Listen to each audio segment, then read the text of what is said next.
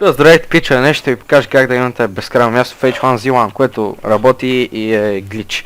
Така, значи първо трябва да имате 3 оръжия, уръки и дропвате, тук се бият малко, дропвате 3 оръжия.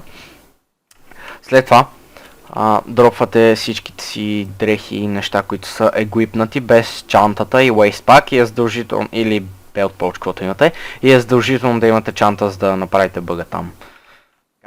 На следващото дропвате всички айтеми, които са ви вътре в инвентара. Не на следващото, аз си ги правя на купчинки, че ми е по-лесно.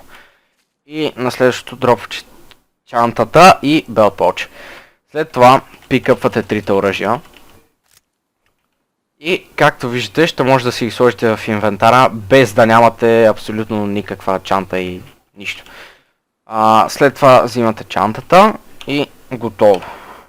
Сега тук не го е изписано, сега ще видите. Тук пикъп на всички неща. По принципно, за да разберете, че сте го направили, трябва тук да ви изписва минусови цифри на тежестта. И като се сложи оръжие, понеже не всеки път работи веднага, и като си сложите и оръжието вече, ще разберете, че е проработило. Имам безкрай място вече в инвентара. И отивам да се трепа. Надявам се да съм помогнал. И до виждане, пича. Tell me pretty lies, look me in the face, tell me that you love me, even if it's fake.